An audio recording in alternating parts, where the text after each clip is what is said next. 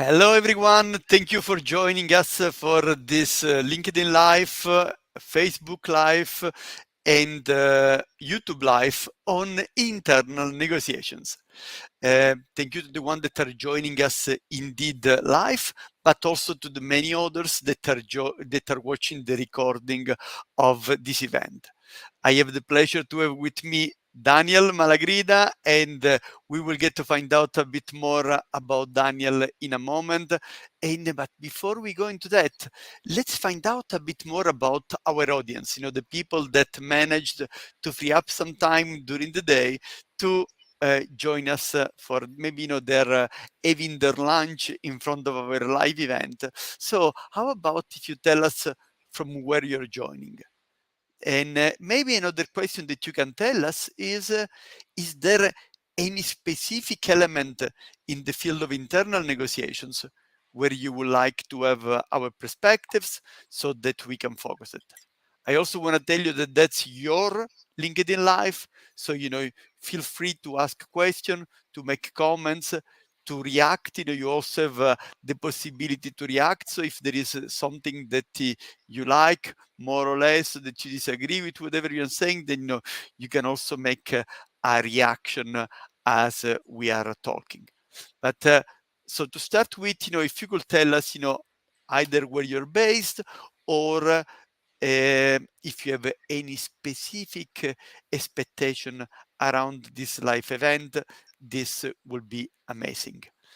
And as you connect into this event, how about finding out a bit more about our today's guest? Daniel, welcome to this this live event. Can you briefly introduce yourself with our audience? Sure. Thank you, Giuseppe, and good afternoon, or good morning, or good evening, wherever you are in the world. My name is Daniel Malagrida. I'm half Spanish, half Italian, and I've been working over 20 years in procurement. Started my career in the automotive. 7 years I was in the cement industry. I've been in the packaging industry, power, and most recently, the last years, I was heading the global procurement at Mettler-Toledo, a global company of precision measurement systems. I left this company a few months ago, and I'm currently in transition, doing some freelance consulting, but I will start soon probably a new assignment in the procurement. And that's about me, Giuseppe. Fantastic, Daniel. Happy to have, a CPO, a Global Head of Procurement that is with us to tell us about internal negotiation. And, when speaking about negotiation, you typically think of negotiating with customers or suppliers. So, a Head of Procurement, you will be thinking about negotiating with suppliers a lot. But why do you think, Daniel, that internal negotiation within an organization are also important? Can you give me a few examples? Yeah. So let me first answer the question. So, Giuseppe, you're right. So often when I think about negotiations, the first things that come to my mind may be a negotiation with a customer or a supplier. But when I joined your negotiation course, executive course in the Business School of Lausanne, by the way, very good course, no? At some point, I remember I thought to myself, hey, most of these case studies relate to situations with suppliers, with customers. However, when I look back at my experience in the past years, I see that more and more negotiations are also taken with people internally, so people within the walls of or within the screens of our companies. So I think internal negotiations have become even more important in today's dynamic market in the world. And they provide a platform to address challenges, to adapt to the changing market dynamics, and to capitalize on new opportunities. On top of that, and I think this is the most important thing, they help promote a culture of collaboration and out of the box thinking, and they help organizations to, for instance, to navigate uncertainties and maintain agility. Yeah. Now, and if I may, I like this idea of promote a culture of collaboration, right? Because too often people associate negotiation with a dispute. with a fight, with a conflict, while negotiation is a discussion, right? Where we want to find a solution with another person, where we may have different views. So negotiating well internally, indeed, is a way to promote a culture of collaboration inside the company. But maybe let's go into the example side, Daniel, because that's something that our audience is particularly interested about. Can you maybe share a first story with us about Sure. negotiation?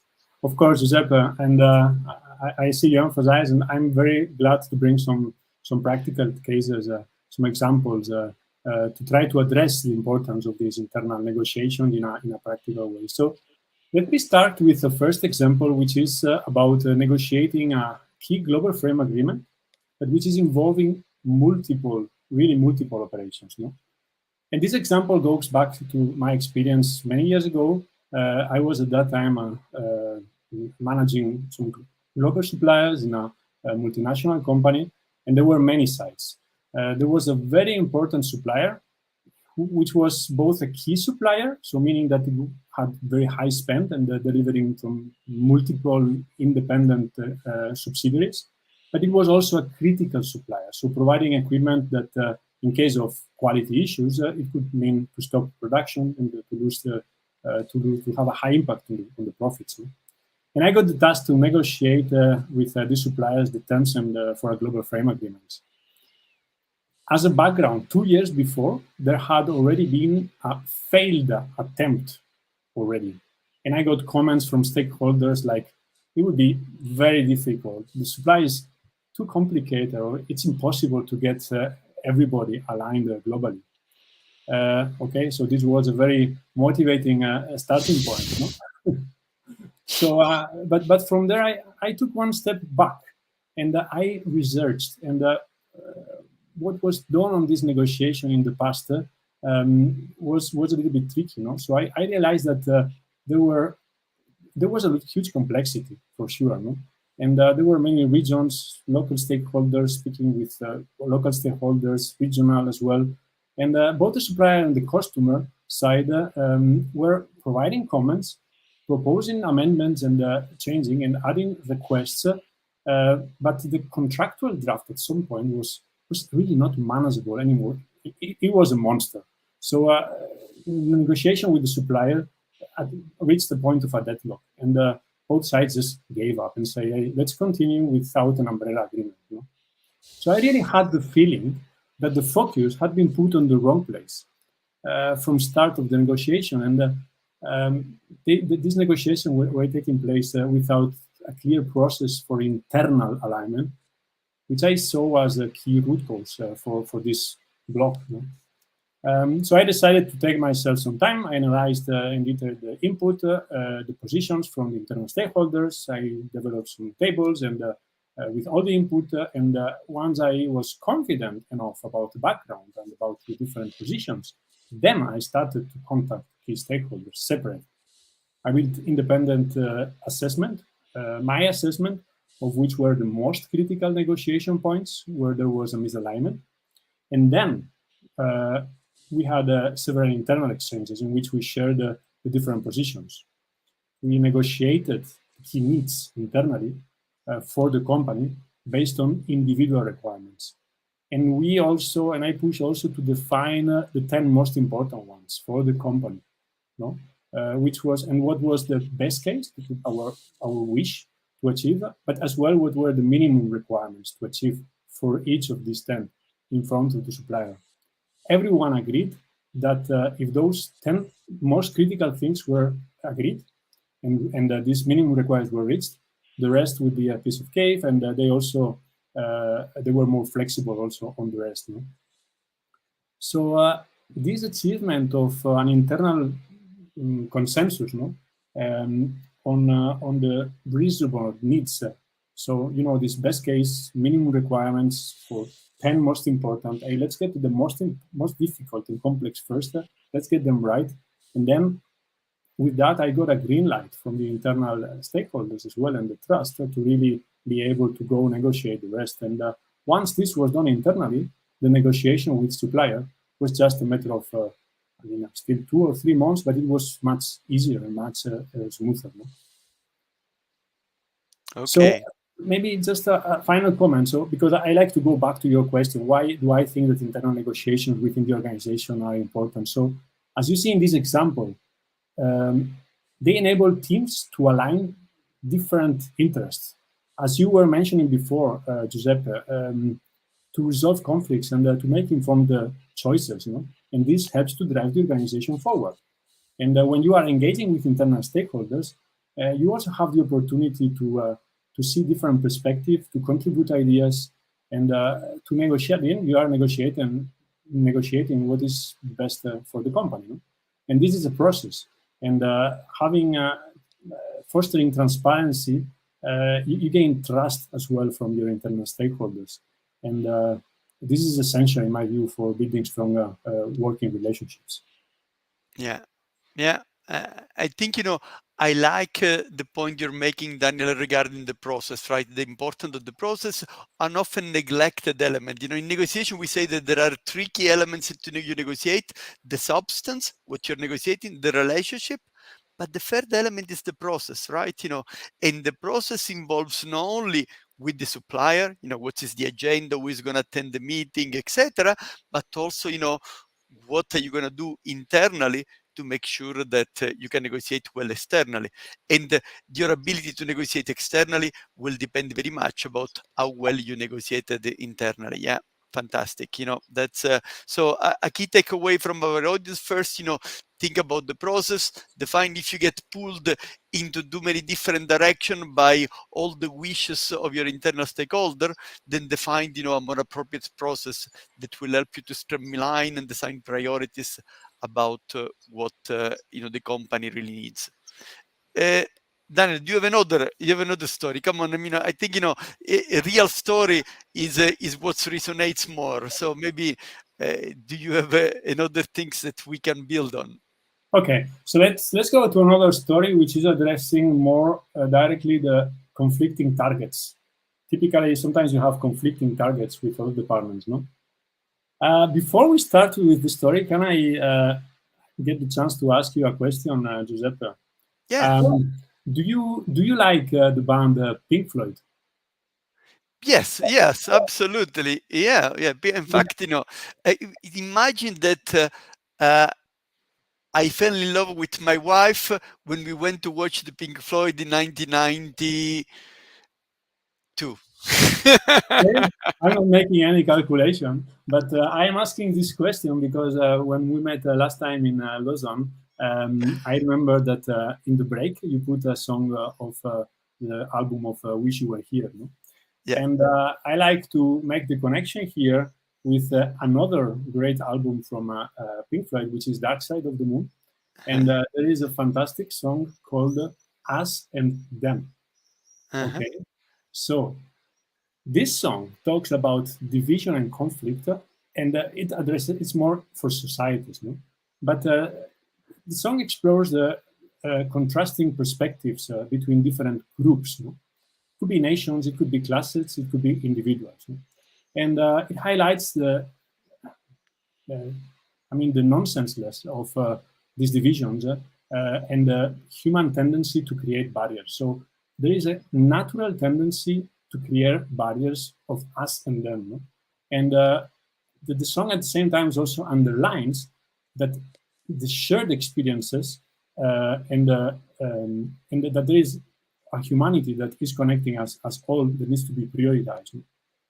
And I think, this song for me serves as a call for unity, empathy, and understanding in a world that is plenty of discordance. And Giuseppe, sometimes we also in our companies, in our daily work, we also have some barriers, no?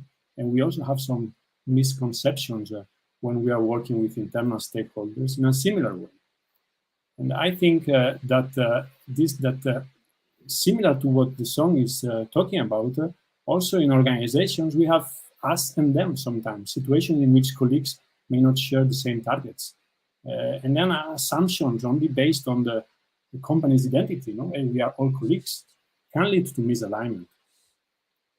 So This is just the introduction for this example of conflict and the misconceptions and how this can how internal negotiations can also help to break these barriers. So this example also goes back to some years ago, and I remember one time I was called into a conversation with a sourcing manager on a very peculiar situation. It was related to a purchase of some electromechanical commercial models. It doesn't matter what it is, but the supplier was a very well-renowned global leader in their market. They came to the sourcing manager and they explained that they had introduced a new generation of products, that they were optimized and they were more efficient. So lower cost and even some improved functionalities. So the solution was fully exchangeable, and the change would not have required any requalification of the product or something like this. So let's say it was kind of plug and play. You have a product A, you just change it with product B. And I was thinking, whoa, this is great, no? Today is our lucky day. A company can benefit from excellent cost improvements, and we just need to do nothing, no? We just need to start to purchase these new parts, and of course the supply will not only pass you the full benefits, so you can still negotiate there, because typically they have a margin of or an increased advantage of 50, they may pass to you one part, and you can still negotiate on that part. But it's still a huge improvement, no? And as mentioned, the technical information to prove the interchangeability was simple, and all the information was passed to the engineering teams. No requalification was needed. The only thing to do was to introduce new codes for the parts, and then start getting savings. Okay. Simple, no? Well, 4 months after, these new codes were not introduced yet. 4 months later, I was astonished by this simple case and say, hey, I mean, this is to me just the same as having $1,000 in the floor and not willing just to bend over to take them. Really, it's like that, no? And then the reason why engineering team was not bringing that is they were under pressure. There was some new introduction of some new products, and they had therefore postponed all the activities that were not what they considered as critical for quality. Everything else they just said frozen. And when we dig into the details, we identified that actually there were other, maybe not as evident as this one, but similar opportunities, and which were brought either by suppliers or by other sourcing managers. And we wanted to negotiate internally, support from the technical teams to implement not only this example, but these different changes. No?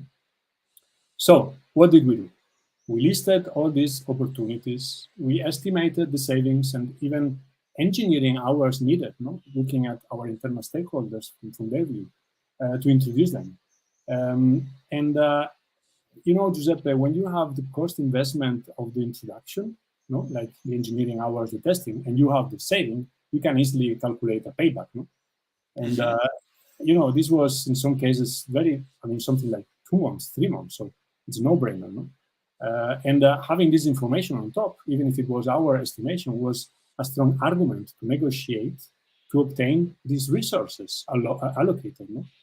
To this project, because hey, if there is a payback of 2 or 3 months, we need to organize ourselves to move this on. No?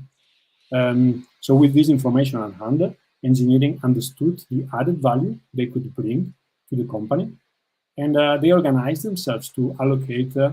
In this case, it was just one person for the next 6 months to help to introduce a certain package of activities. No? So yes, so Giuseppe, you see here, internal negotiations are key in an organization. In this example, you really see that when you efficiently negotiate support from internal stakeholders, you can head your targets, support solving conflicts, and so at the same time also you are setting the foundation for effective stakeholder engagement and collaboration. And on top of that, I think when you have a decision-making process that can support you, this is also supporting better collaboration with internal teams. Yeah, yeah. Great story, Daniel. And so I think, the approach that you have used is indeed, translate those needs into specific time for them, benefits for the organization. You calculated the payback, or, you calculate, whatever, what will be the return of every hour that they invested into this kind of project. And that's, gave a clear number to say, listen, there is an excellent investment into doing this type of activity. There are a couple of ideas that come to my mind that I would like to share with our audience. One is that with some of the function, like engineering, typically the technical function, then, a rational, financially driven type of message may work. Maybe with other function, maybe you want to use more an emotional message. Sometimes, then you may want to be able also to appeal to the emotion with certain groups in order to make them move, because maybe they may be less driven by the number. And the second spin that I wanted to share with our audience is that as procurement people, before I became a professor, I worked in procurement for over 20 years. And what we tend to do in procurement is we assume that since the cost is important to us, it's important to others, and we put a lot of focus on cost. But of course, people may be driven by risk mitigation, by quality, by innovation, by whatever other kind of elements than cost. Now, if you do use numbers, a small trick that can help is to use a loss framework rather than a gain framework. What do I mean? What we'll naturally tend to do, we will say, if we do this, we will save 100,000. Now, a loss framework instead says, if we do not do this, we will lose 100,000. And according to the research, the psychological research, losses weigh almost twice more than gains. So, then a message framed in terms of losses is twice as effective than the same message framed in terms of gains. But okay, I think that's interesting stuff. Now, I like your example, but before we go for maybe with some more examples, how about taking the question from our friend Tony? So here we have Tony. Let's listen to what Tony has for us.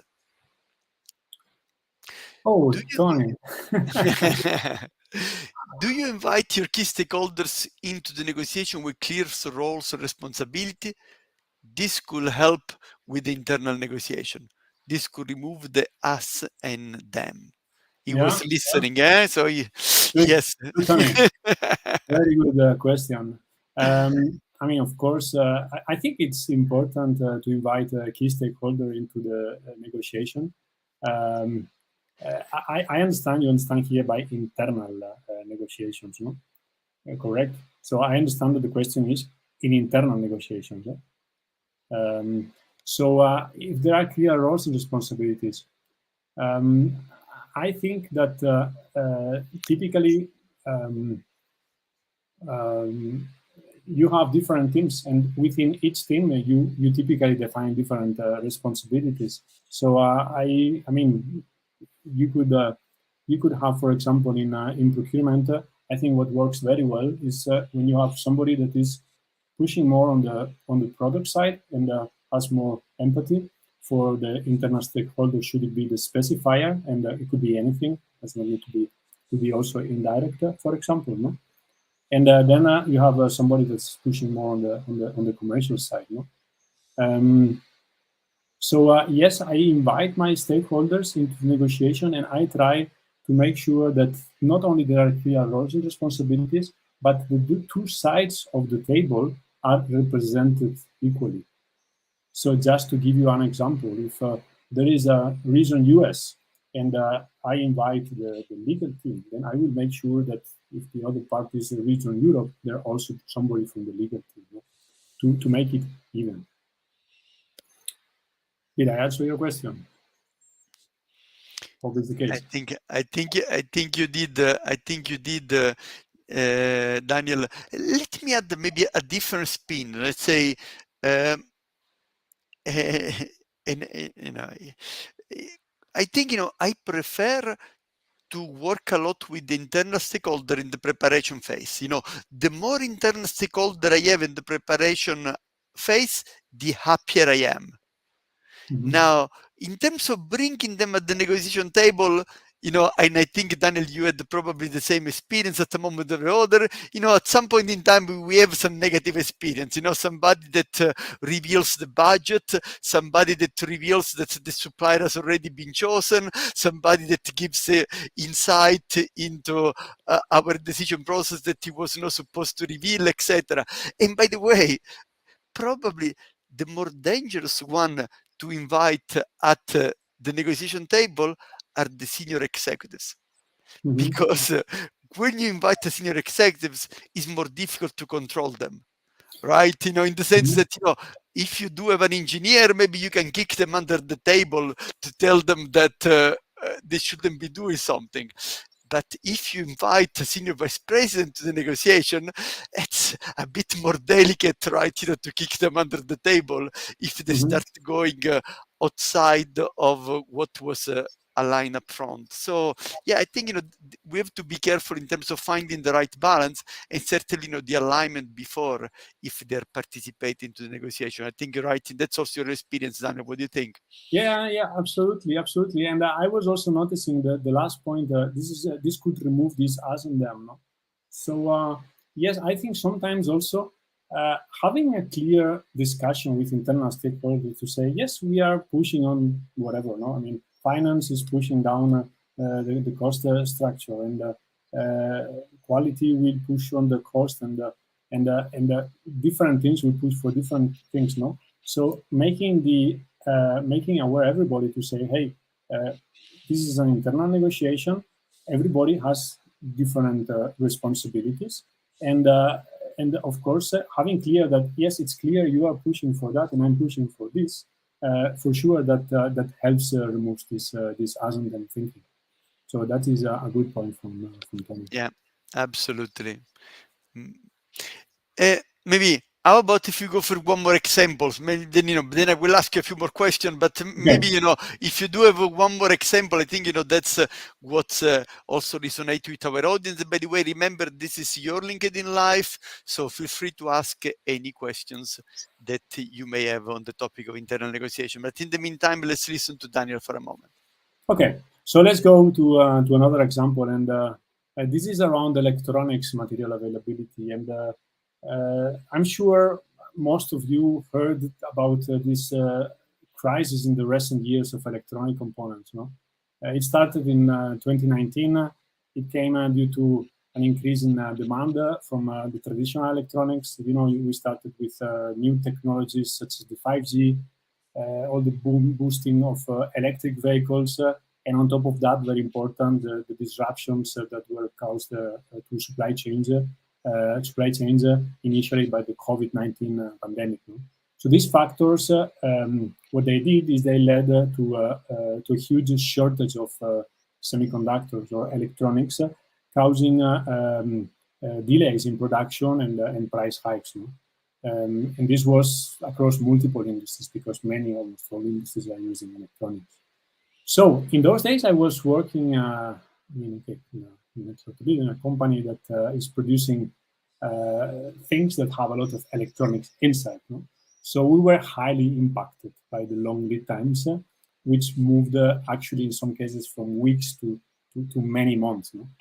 So on the short term, we introduced a number of task forces and other things to improve the situation. No? But at some point, we were also asking ourselves, how can you best negotiate with internal colleagues so they can really help you increase being more ready for the situation today, so being more resilient, being better off in dealing with this changing market scenario that we have now. No?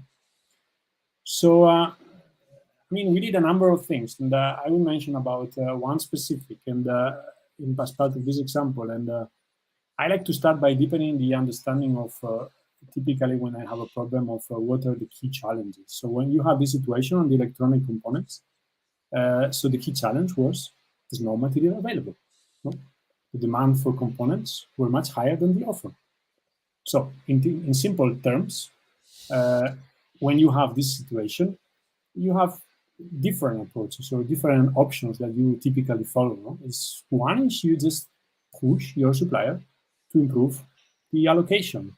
What does it mean? And let me use a simple, everyday's example. Like if you try to do, if you would have, for example, a travel trip, let's say to, we are both Italians here, so let's pick a city in Italy to Verona, no? And you and you have a preferred hotel there, and it is booked, so there's not availability. So if you are a preferred customer, you call, you say, hey, I'm your preferred customer since years, so please give me priority. The first free room that is available, give it to me. No?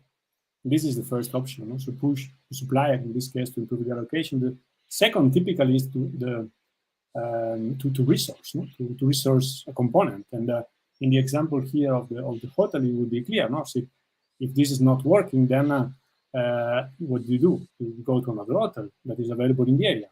But if, for example, and this would be the situation here on the electronics component, in that city, in Verona, there is a big fair and there's no hotels available. If that is the case, then what will you do? No? And you look for other options. You look for a different solution. Let's see what else can we do. And for instance, you could agree to meet in Milan instead of in Verona, and you would need maybe to convince your stakeholder to drive 2 hours away.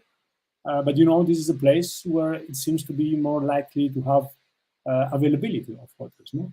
And this was similar with the electronic components, no? the approach. And in this scenario, in this situation, procurement, we were in touch with the suppliers. We were earlier aware about the changes in the market. Lead times increased drastically, and they were very volatile. And then, of course, from procurement, what we wanted from our internal stakeholders, from our internal negotiations, was more internal support to cope with the long lead times based on these mentioned 3 options, no? So supply escalation and qualifying alternative suppliers or alternative products. No? But what were the challenges of our internal stakeholders? They might be different, no? And actually, in this situation, typically sales may want to secure increased orders and push internally just the on-time delivery. And finance may want to keep increased cost under control. And that might be a different priority. And the manufacturing operations, they just wanted to get their materials at hand. So they would expect to just pass all the pressure to the supplier and to the procurement to just say, to adapt quickly to the changing needs, no? Despite of this long lead time. Say also engineering, for example, teams may have situations where they are under pressure for something else. Maybe they have, as well here as before, some new product introductions in the market and of products, and they need to keep their milestones. No? So this is why it was key to bring everyone aligned and thinking as a team. So this is easy to say and difficult to do, I know. But we work at keeping very strong communication, different levels of communications to raise awareness. We listen to stakeholders internally, and not just for listening, just really we really wanted to understand their challenges. And for instance, engineering teams just could not afford to help and risk new product introductions to be delayed. But then we took these challenges of our internal stakeholders as part of our negotiation, and we addressed them openly with them. And we offered support to bring, for instance, the awareness within the company eventually team up with them to challenge certain priorities in this case in the product development area. No? And we also supported with suppliers. Sometimes we could bring suppliers and they could help on these challenges because they have external knowledge. They can help in many cases, no? And they can provide technical advice, and they also have very good and very strong market information. No? Now, in exchange, we gain increased support on the areas that I was mentioning above. No? So supply escalation, no? And supporting the actions that were derived from supply escalation, helping us also get commitments on our negotiations with the suppliers. And as mentioned in these other areas of qualifying alternative suppliers and working on alternative options, whether it's a different products, some updates, and so on. And this really had a huge impact in increasing the resilience and the agility and supporting the output of the operations in a very challenging way. Yeah. Thank you, Daniel. And let me build on this. You know, a negotiation message that I want to give to our audience is those big world events may be an opportunity. You know, when there is electronics shortage, when there is COVID, when there is inflation, when there is a supply chain disruption because of ships, etc., that's a great opportunity to get things moving inside the organization. Let's say in normal condition, maybe you were struggling for years in order to make something happen. It was nobody's priority. But as of the moment that the event is visible, is something that gets a lot of publicity, that you find it in the newspaper, and that's has an impact, that's the moment where you may indeed, you know, get more supplier qualified, you may simplify the qualification process, you may find, you know, a number of shortcuts and solutions that you will not be able to implement for a long time, right, Daniel? I really echo what you say, and we used to say, you know, hey, it's now or never. We need to take the chance. We're on the spotlight, you know, and we need to take the chance. And I remember also when starting to travel again, and with all these electronics crises, and you go somewhere and they say, oh, the guy from procurement, and kind of, oh, it's tough, eh? Yes, it's tough at the moment, but so, you know, this means people know that you have certain challenges, and this means people also will realize when you are able to make a difference. So it's a huge opportunity to get more collaboration and alignment, and with that support the contribution to the overarching targets of the company. Fantastic. Before we move to one of the questions for the audience, just want to tell something to the people that are listening. I have also just 2 weeks ago recorded a podcast. I recorded a podcast on the topic of internal negotiations. So in case you want to listen on Spotify to this podcast, then just put it on the chat, you know, the power of internal negotiations. And just in case, you know, if you want to continue the learning journey on this topic, that's maybe another half an hour of learning that may be coming your way. But before you know, I do have a few more questions for you, but maybe let's take a question from the audience. And of course, you know, feel free to ask more questions. And let's listen to Felipe. What key challenges resulting from different cultural backgrounds are you aware of? What do you advise?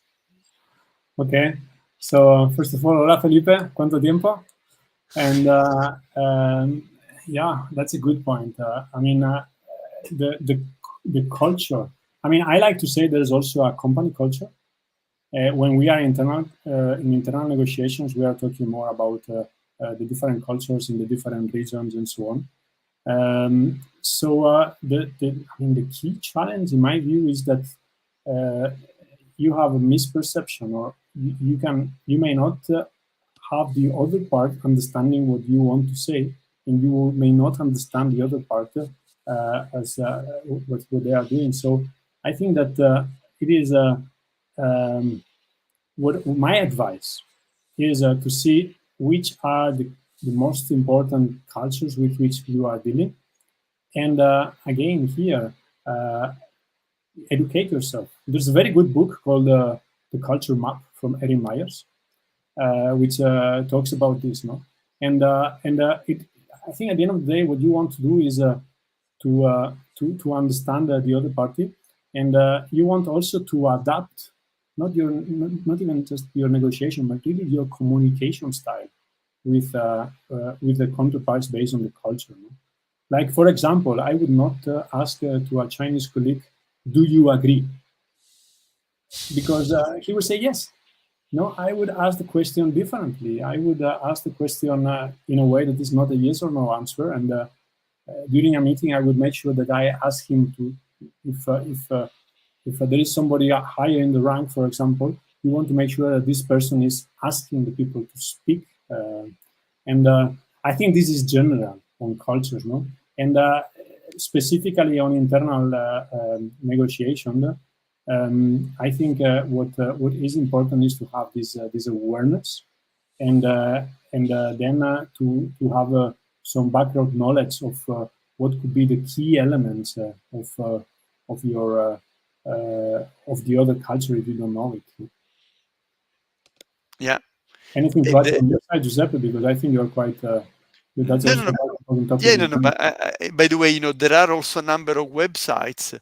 I think, for instance, the one from Ofsted is the first one that did work on culture.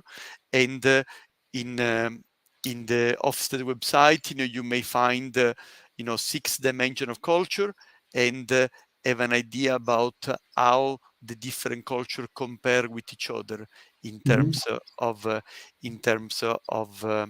so let me maybe write it down, in the comments. So, the website is called Ofsted Insights, now Ofsted Insight. Now I don't know by heart the website, but if you Google Ofsted Insight cultural comparison, country comparison, if you Google country comparison, then you're going to find a table where it's a graph where you can put 3 countries. Let's say that I am half Spanish, half Italian, and I'm dealing with a Chinese. Then I can have the culture of Spain, the culture of Italy, and the culture of China, and then I can see where there are gaps and where there are similarities. And that's maybe an early indicator about what are likely to be the differences between those cultures. In general terms, when you are doing your internal alignment cross-culturally, I think you want to be more careful, take more time, recognizing that maybe the communication, there may be misunderstanding, so avoid the humor and stay maybe a bit more formal, especially with certain culture, and give yourself the time, maybe also for the internal alignment. In Western Europe, we mainly have individualistic kind of society, right? People, you are in charge, you are in power, and you take the decision. But when you are dealing with colleagues, for instance, in the Far East, a number of culture are more collectivistic type of solutions. So, the decisions are taken as a group. So you may not, if you have an internal meeting and you expect, your engineering colleague to immediately tell you yes or not, you may be disappointed because they will need more time, for the internal alignment from the overall team to decide. Perfect. Thank you, Felipe. Good question. And let's continue. And maybe, well, we are already at 44. Wow, the time is flying. Now, maybe, okay, let's have a couple of more questions. We're speaking about, when you look at all those examples, why do you think that internal negotiations are different from the external ones? And why they may sometimes be harder? Okay. I mean, there's a number of reasons. One of the reasons why internal negotiations are different and can get trickier than the external ones, as we saw actually in different examples, is that often internal parties work with the wrong assumption. As we are colleagues, as we all have the same overarching goals, yeah, everyone else will want the same thing as me, understand me, and support me. And that's not the case. No?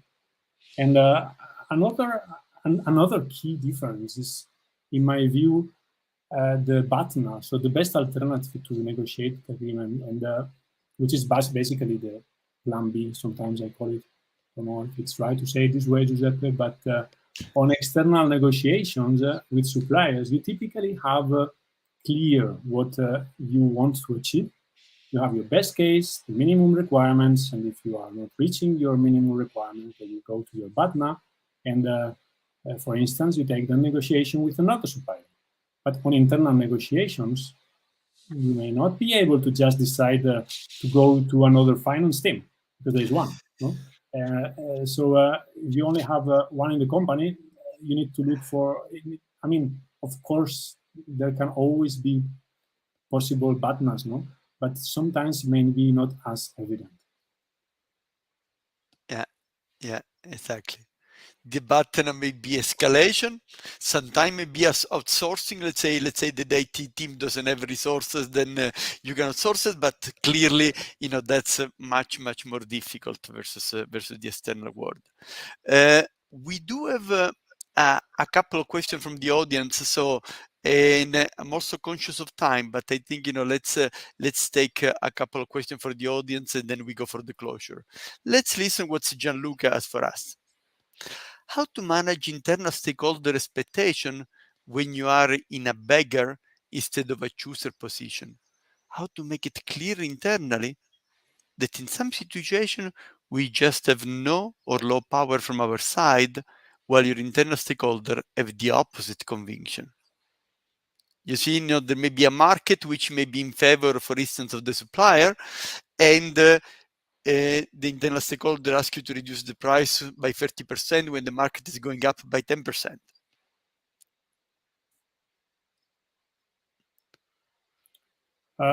So do I understand it right that it's how to I don't know the word beggar, but so what you want to say is that you have low power in the market. What's my understanding is that Gianluca says, listen, now the power is with my counterpart. Let's imagine that is the supplier, so the power is with the supplier, and I have not much power in this negotiation, but my internal stakeholders have a different point of view. They expect that they should be getting, better service, better quality, lower cost. It's very clear. I mean, this is happening a lot, and you have many cases in which, I mean, one internal stakeholder is convinced, and you may not have so many levers somehow to counter on that. No? That's a tricky one. I mean, typically what I would recommend is to review for your internal stakeholder what are the gives and the takes. So really to see what they need and what is important for them, and you will find something that you can really help them. No? And then when you are working on that to help them, but at the same time also to use it as a money of exchange to gain some additional better positioning when working with them. Yeah. So so the message is really, okay, you cannot have it all. Be clear about what you really need and what you're prepared to give. Because if you're going to a negotiation that you want to win everything and you have also low power, guess what? It's going to be a disappointment. So if we are clear up front about what we want, that's maybe a good option. But another things that I tend to do, Gianluca, in those kind of situation is bring the internal stakeholder at the negotiation table. If they have a completely wrong perception about the market dynamics, then sometimes bring them to the negotiation table will give them an idea that, as much as we do certain things, if there are no boats going from China to Europe, we cannot expect, to reduce the price by 10% and have a fantastic lead time if we should already be happy if we get something to be shipped, from one continent to the other, right? Let me add a comment here, because we worked with Gianluca in the automotive many years ago, and automotive is really more top-down, and I worked in other industries where it's like more bottom-up, more decentralized. And another thing that sometimes helps is to think if you can team up with somebody else. Maybe there is somebody else that has the same challenge you have within the organization, and you can also check if you can team up, if they also have similar objectives, and then together maybe you can also convince more and improve your position. So that's also something else that you can try in some cases. Fantastic. Build your internal coalitions, right? Perfect. I mean, the time is flying. Thank you very much, Daniel, for all those insights. Maybe to conclude, I mean, what are your top 3 suggestions for our audience to manage internal negotiations well? Okay. So three. So the first one is make sure you have the right level of preparation before addressing internal stakeholders. So as we saw in the first example on this complex global negotiation, spending more time at start, getting your facts straight, normally it will pay back. And on top of that, it helps you position yourself as a stronger professional and as a trusted partner with your internal stakeholder. So preparation, the first one. The second, be careful with possible wrong assumptions. These wrong assumptions can help, but it could lead to situations. You need to understand the situations that we mentioned about asking them. And as we exchange on these ones, you need to prevent assuming that colleagues will just help you out just because you are on the same company. And this is what we saw in the example of the supplier that was bringing easy cost improvement opportunity, but these were actually not implemented straight away. And the last, so preparation, be careful with wrong assumptions. And the third one would be to make sure to understand well the needs and challenges of your counterparts. You need to address the key conflicting needs typically first, and try to move out from this us and them mentality thinking to a more collaborative approach. The more you will know, the better you will be able to drive the internal negotiations toward your goals. Fantastic. Daniel, thank you very much. A really down-to-earth, based on real-life session with lots of examples. So Daniel, thank you very much for being with us today. It was a pleasure to have you in this live event. Thank you also for the audience for all the questions that you have raised, and look forward to reconnect with you next live event. We're going to take a break in July, enjoy a bit of sun, and we are going to be back together in August for our next live event. So Daniel, all the very best to you, and thank you again to our audience for joining us today, and for the ones that are listening to the recording. Take care. Bye-bye. Thank you, Giuseppe, for the invitation. Bye-bye, everybody.